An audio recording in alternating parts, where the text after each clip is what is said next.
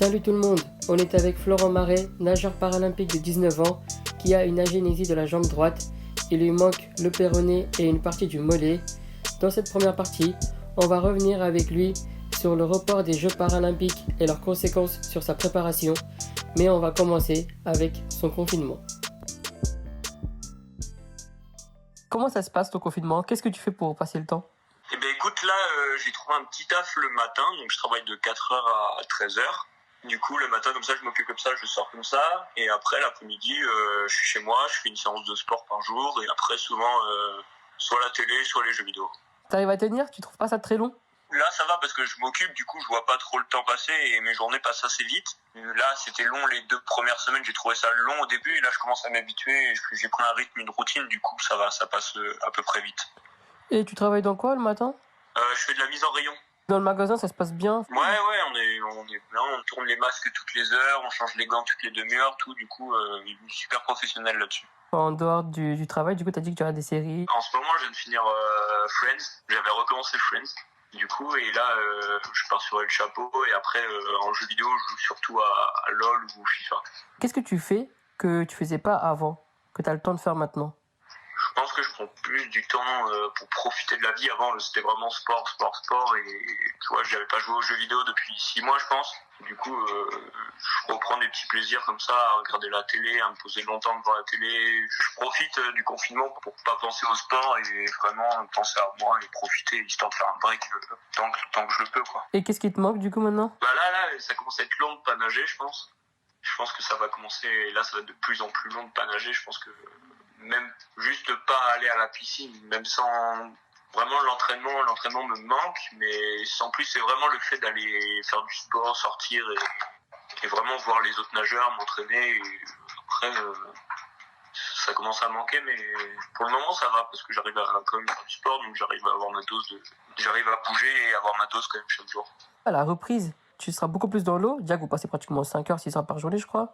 Non, c'est sûr que pendant là, je pense que pendant 3 mois, on va faire des kilomètres, et vraiment histoire de reprendre. Parce qu'en fait, le problème de l'eau, c'est que tu perds la sensation sur les doigts, les mains, tout. Et du coup, ça prend beaucoup de temps à retrouver. Et on va nager du long, et vraiment du demi-fond à mort, histoire de reprendre de la caisse et reprendre de l'appui et retrouver les sensations. Tout ce qui est physique, tu le fais déjà. T'auras pas besoin de travailler. Je le fais déjà, mais après, il me restera, vu que je fais pas trop de force avec les barres ni rien, je vais être obligé quand même de reprendre le travail de force où je vais vraiment faire de la charge lourde pour reprendre vite de la force avec les barres, tout. Bah, par exemple, pour avoir le niveau que t'avais avant le confinement, il te faudrait combien de temps? Dans 3 mois. Ah ouais, carrément.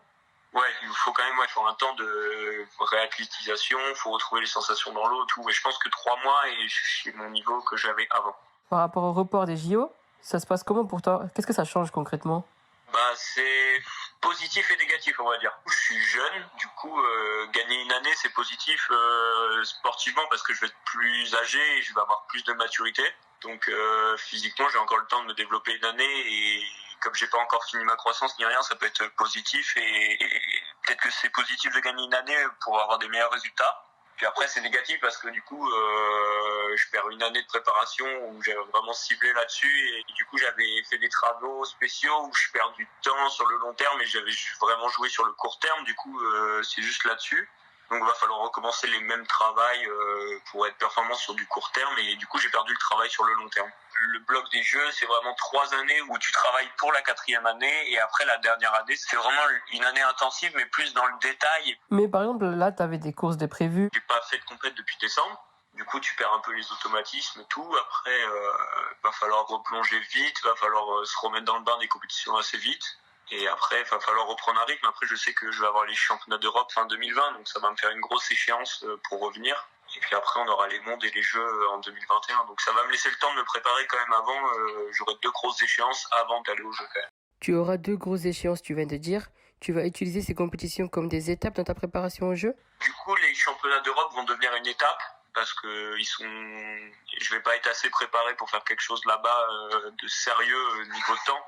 Après, si on peut faire une médaille aux euros, je prends, hein, mais on n'aura pas assez de travail pour dire que ça sera la compète où il faut être performant. Après, je pense qu'au monde, je vais avoir ma qualif à refaire. Du coup, ça sera vraiment la compète de l'année avant les Jeux où il faudra être hyper performant. Et je pense que ça sera l'objectif de début de saison avant les Jeux. Tu auras 2 pics de forme à avoir. Ouais, j'aurai 2 pics de forme à avoir. Du coup, il va tomber souvent, c'est 6 mois d'intervalle. Donc, je pense que ça va tomber mi-mai. Et après, mars, avril, mai, ça va tomber par là. Et après, on n'a pas eu la date encore des mondes parce qu'on attend la date des euros. Et du coup, ouais, je vais avoir une grosse charge de travail, un pic de forme pour les mondes et après une deuxième. En gros, ça se divise en 2 parties. Une saison, c'est le premier pour la qualif et la deuxième pour la compétition. Mais entre les 2 compétitions, tu vas nager ou ça sera que de l'entraînement? Non, je vais nager entre les mondes et les Jeux. Du coup, je reprends un cycle de travail. Ça va consister en quoi, du coup? Du coup, on remonte au niveau du kilométrage. Le but, c'est de reprendre un maximum de force parce que du coup, on sera redescendu sur la prise de force. Et après, travailler les détails qui me restent à travailler. Et vraiment, l'endurance de force, beaucoup, pour finir les courses. Et vraiment, en fait, c'est vraiment du travail de long et travail vraiment d'endurance pour pouvoir passer des caps pendant les courses et tenir une vitesse élevée le plus longtemps possible. C'est quoi tes objectifs? J'ai fait tout le temps 4e. À chaque finale que j'ai fait 4e. C'est le moment de passer un cap et faire un podium. Après, je vise beaucoup le dos et le pape. C'est vraiment deux nages que j'apprécie vraiment et où il me reste beaucoup de marge de progression.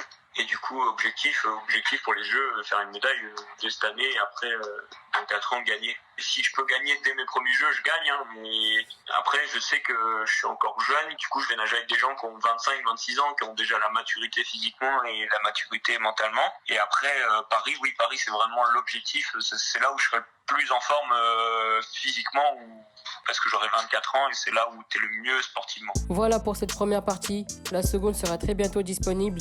On évoquera avec lui sa vision de l'handicap, comment il perçoit le regard des gens et des idées pour faire évoluer les mentalités. En attendant, n'oubliez pas que quand on veut, on peut.